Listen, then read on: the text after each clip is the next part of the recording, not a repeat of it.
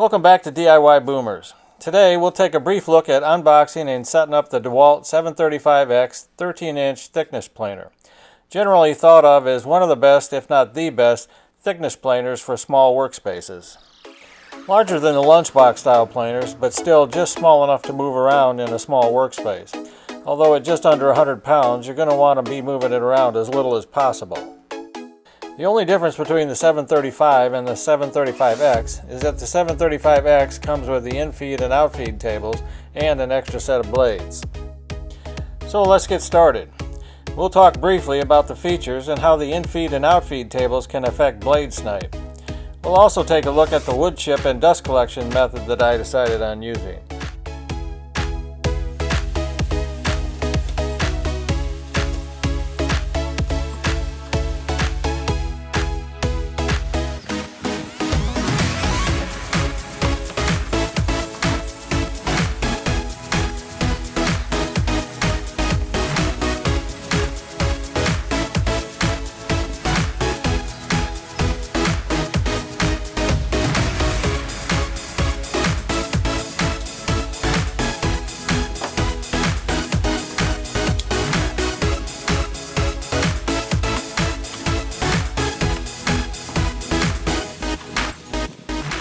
I really like this idea to store the included Torx T-wrench on board on top of the planer. It's used in several spots.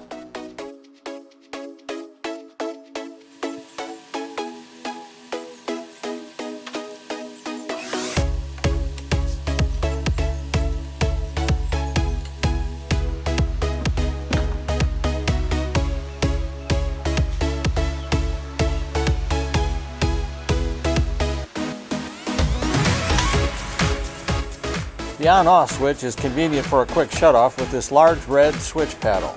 And the planer is equipped with an overload circuit breaker that has a reset button here.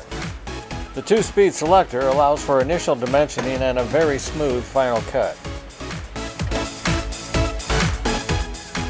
The depth adjustment scale indicates the final thickness of the stock. One full turn of the adjustment wheel equals 1/16 of an inch.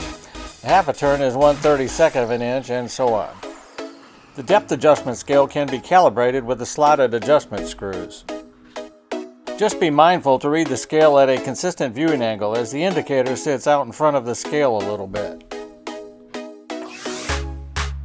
For preset repetitive cuts, the planer has a turret stop which can be used for consistent cuts of 1/8, 1/4, 1/2, 3/4, 1 and 1 1/4 inches. The removal gauge shows you how much wood will be removed in one pass at the current height. Its detail shows not to take more than 1/8 of an inch off of narrow boards and no more than 1/32 of an inch off of wider stock.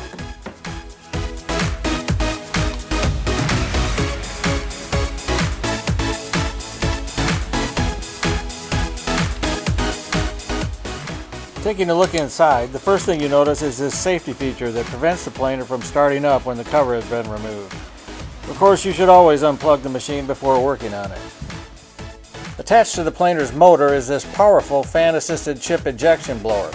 When I say powerful, I mean it's a chip blizzard without a collection method of some sort. Remove these 3 thumb screws and lift the chip collection shroud to access the 3 planer blades on the cutting head.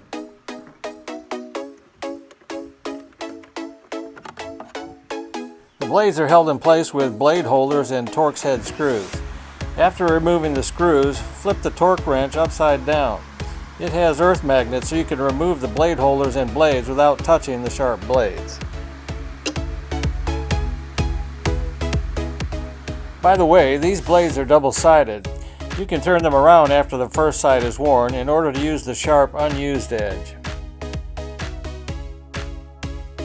Heavy duty all the way around includes these hefty threaded posts that provide for evenly raising and lowering the cutting head.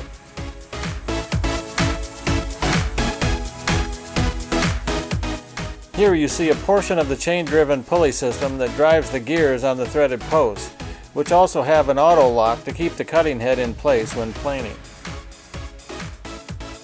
Install the infeed and outfeed tables by aligning the lower slot on the extension with the fixed bolt on the planer bed.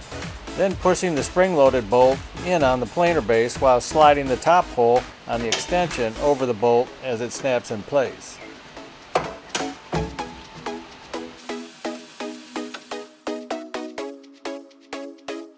Out of the box, the extensions were not level with the bed and will need to be adjusted.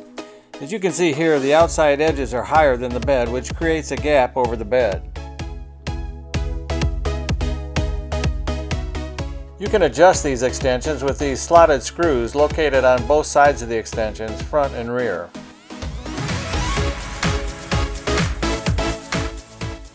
For avoiding snipe, I've heard some say that they leave the extension slightly higher on the outside edges so that it counteracts uneven roller movement of the workpiece as it enters and exits the planer.